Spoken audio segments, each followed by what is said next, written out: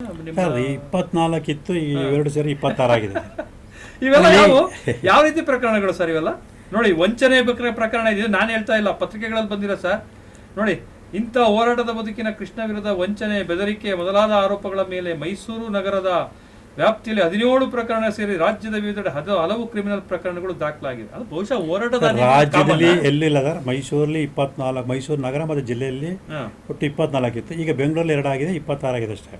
ಏನಿದು ವಂಚನೆ ಬೆದರಿಕೆ? ಯಾವ ವಂಚನೆ ಇಲ್ಲ ಸರ್, ಎಲ್ಲ ಸುಳ್ಳು ಪ್ರಕರಣಗಳು ಸರ್. ಎಲ್ಲ 26 ಪ್ರಕರಣಗಳ ಹಿಂದೆನೂ ಕೂಡ ನನ್ನ ಹೋರಾಟದ ಹಿನ್ನೆಲೆ ಇದೆ ಹೊರತು ಅಪರಾಧ ಪ್ರಕ್ರಿಯೆ ಎಲ್ಲೂ ಇಲ್ಲ ಸರ್. ಇವತ್ತು ಏನು 26 ಪ್ರಕರಣದಲ್ಲಿ ಈಗಾಗಲೇ 10 ಪ್ರಕರಣದಲ್ಲಿ ಅಂತಿಮ ವರದಿ ಸಲ್ಲಿಸಿದ್ದಾರೆ.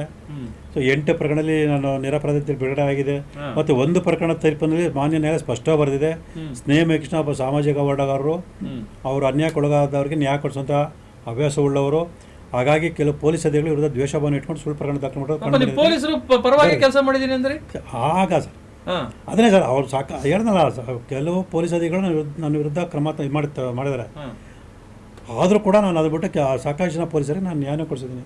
ಈ ಪ್ರಕರಣಗಳಿದಾವಲ್ಲ, ಯಾವ ಪ್ರಕರಣ ಕೂಡ ಇವತ್ತವರೆಗೂ ಒಂದೇ ಒಂದು ನನಗೆ ಪ್ರೂವ್ ಆಗಿಲ್ಲ, ಯಾವುದೂ ಶಿಕ್ಷೆ ಆಗಿಲ್ಲ ಸರ್. ಮತ್ತು ಕೇರ್ಪೇಟೆ ಸ್ಟೇಷನ್ ರೌಡಿ ಶೀಟ್ರ ನೀವು? ಕೇರ್ ಪೊಲೀಸ್ ಅದನ್ನು ಹೇಳ್ತೀನಿ ಕೇಳಿ ಸರ್. ಆ ಕೇರ್ ಪೊಲೀಸಲ್ಲಿ ಒಬ್ಬ ಹೆಣ್ಣು ಮಗಳನ್ನ ಕರ್ಕೊಂಡೋಗಿ ಒಂದು ದೂರು ಕೊಡೋಕೆ ಹೋಗಿದೆ ಸರ್. ಅಲ್ಲಿದ್ದ ಇನ್ಸ್ಪೆಕ್ಟ್ರು ನಾರಾಯಣಸ್ವಾಮಿ ಅನ್ನೋ ವ್ಯಕ್ತಿ ಆ ದೂರೆಲ್ಲ ಪರಿಶೀಲನೆ ಮಾಡಿ ಇವತ್ತು ಮಾಡಲ್ಲ, ಒಂದು 2 ಬಿಟ್ಟು ನಾನು FIR ಮಾಡ್ತೀನಿ ಅಂತ ಹೇಳಿದ್ರು ಸರ್. ಸರಿ ಆಯಿತು ಅಂತೇಳಿ ನಾವು ಹೋದ್ವಿ ಸರ್.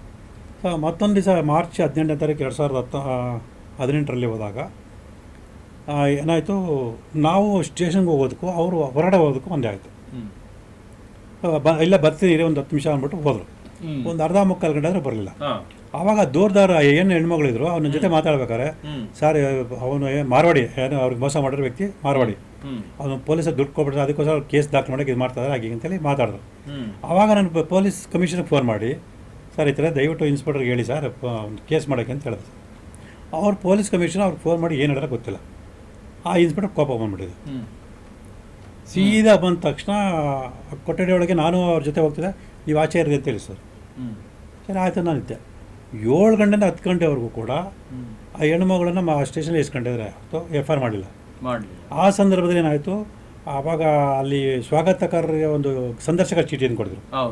ಆ ಚೀಟಿನ ಕೊಟ್ಟಾಗ ಆ ಚೀಟಿನ ವಿಚಾರದಲ್ಲಿ ಅವರು ಸೆಂಟ್ರಿಗೆ ಅದನ್ನು ಕೊಟ್ಬಿಟ್ಟು ಏನೋ ಒಂದು ಮಾಡ್ತಿದ್ರು. ಇವ್ರು ಏನೋ ಮಾಡೋದು ಅಂತೇಳಿ ಮಾಡಿದೆ. ಆ ಸೆಂಟ್ರಿ ಆ ಚೀಟಿ ತಗೊಂಬರಿಂದ ನನ್ನ ಮೊಬೈಲ್ ವಿಡಿಯೋ ಮಾಡ್ಕೊಂಡಿದ್ದೆ. ಯಾಕೆ ಬೇಕಾಗುತ್ತೆ ಅಂತ, ಯಾಕೆ ಹೆಣ್ಮಗಳು ಬಂದು ಇದು ಮಾಡೋದು ಕೂಡ ಇದು ಮಾಡ್ತಾರೆ ಅಂತ ಆಯಿತಾ. ಆವತ್ತು ಕೂಡ ಹಾಗೆ ಮಾಡಲಿಲ್ಲ. ಮಾರನೇ ಬೆಳಗ್ಗೆ ಬನ್ನಿ ಅಂತ ಇದು ಮಾಡಿದ್ರು, ವಾಪಸ್ ಕಳ್ಸೋರು ಹೆಣ್ಮಗಳನ್ನ. ಸೊ ಮಾರನೇ ಬೆಳಗ್ಗೆ ನಾನು ಹೊಸದುರ್ಗಕ್ಕೆ ಹೋಗಿದ್ದೆ. ನಾನು ಬರೋಷ್ಟೊತ್ತಿಗೆ ನೀವು ಹೋಗಿ ಮೇಡಮ್ ಅಂತ ಅವ್ರಿಗೆ ಹೇಳಿದೆ. ಆಗಲೂ ಕೂಡ FIR ಮಾಡಿದೆ. ಸ್ಟೇಷನ್ದ commissioner ACP office, ACP commissioner office. So ಇದು ಬೇಜಾರು ಮತ್ತೆ ನನಗೆ ಫೋನ್ ಮಾಡಿದ್ರು. ನಾನು ಹೋಗ್ಬಿಟ್ಟು ಕಮಿಷನರ್ ಮಾತಾಡ್ಬಿಟ್ಟು ಕಮಿಷನರ್ ಆಫೀಸ್ಗೆ ಹೋದೆ. ಕಮಿಷನರ್ ಇಲ್ಲ, ಫೋನ್ ಮಾಡಿದೆ, ನಾನು ಮಾತಾಡ್ತೀನಿ ಬಿಡಿ ಕೃಷ್ಣ ಅಂತ ಹೇಳಿದ್ರು. ನಂಗೆ ಬೇಜಾರಾಯಿತು. ಸೊ ಇನ್ಸ್ಪೆಕ್ಟರ್ ಮೇಲೆ ಕೇಸ್ ಮಾಡೋಣ ಅಂತೇಳಿ ಸ್ಟೇಷನ್ಗೆ ಹೋಗ್ಬಿಟ್ಟು ಕಂಪ್ಲೇಂಟ್ ಬರ್ತಿದೆ. ಅದನ್ನು ನೋಡ್ಬಿಟ್ಟು ವಿಚಾರ ಗೊತ್ತಾಗಿ ಬಂದು ನನಗೂ ಇನ್ಸ್ಪೆಕ್ಟರ್ ಗಲಾಟೆ ಆಯಿತು. ಗಲಾಟೆಗೆ ಇನ್ಸ್ಪೆಕ್ಟರ್ ನನ್ನ ಹತ್ರ ಮೊಬೈಲ್ ಕಿತ್ಕೊಂಡು ಅದು ನೋಡಿದಾಗ ಅದು ವೀಡಿಯೋ ಸಿಕ್ತು. ಆ ವಿಡಿಯೋ ಇಟ್ಕೊಂಡು ನನ್ನ ಮೇಲೆ ಕೇಸ್ ಮಾಡ್ತೀನಿ ಅಂತೇಳಿ ಕೇಸ್ ಮಾಡಿಬಿಟ್ಟು ಅದನ್ನ ಇಟ್ಕೊಂಡು ನನ್ನ ರೌಡಿ ಶೀಟ್ ಓಪನ್ ಮಾಡಿದ್ರು ಕೋಪದಲ್ಲಿ. ಇನ್ನೊಂದು, ನೀವು ಸಿದ್ದರಾಮಯ್ಯ ವಿರುದ್ಧ ದೂರ ದಾಖಲಿಸಿದ ದಿನವೂ ಕೂಡ ತಾವು ಚಾಮರಾಜನಗರದ ಇದ್ರೊಳಗಡೆ ಕೋರ್ಟಿಂದ ಯಾವುದೋ ಪ್ರಕರಣದಲ್ಲಿ ಚೆಕ್ ಬೌನ್ಸ್ ಕೇಸ್ ಅಲ್ಲ, ದುಡ್ಡು ಕೊಡಬೇಕು ಅನ್ನೋ ಕೇಸಲ್ಲಿ. ನೋಡಿ ಎಷ್ಟು ಮಟ್ಟಿಗೆ ಅಂದರೆ, ಈಗ ಇದೇ ಜನ ಮಾತಾಡ್ತಾರೆ, ಸ್ನೇಹ ಕೃಷ್ಣ ದುಡ್ಡು ಕೊಟ್ಟೆ ಅದು ದುಡ್ಡು ಬಂದಿದೆ ಹಂಗೆ ಮಾತಾಡೋದು ಆ ಥರ ಇದ್ದಿದ್ದಾರೆ. ಆ ಚೆಕ್ ಬೌನ್ಸ್ ಕೇಸಲ್ಲಿ ಮತ್ತೊಂದು ಕೇಸಲ್ಲಿ ನಾನು ಯಾಕೆ ಕೋರ್ಟ್ ಕಲಿತಿದೆ, ಆ ದುಡ್ಡು ಅವ್ರು ಕೊಟ್ಬಿಟ್ಟು ನಾನು ಕ್ಲೋಸ್ ಮಾಡ್ಬೋದಾಯ್ತಲ್ಲ. ಇವೆಲ್ಲ ಸುಮ್ಮನೆ ಸುಳ್ಳು ದೂರುಗಳು, ಸುಳ್ಳು ಸರ್. ಸುಮ್ಮನೆ ಸುಳ್ಳು ಆರೋಪ ಮಾಡಿದ್ರೆ ಹೇಳೋದಲ್ಲ ಸರ್.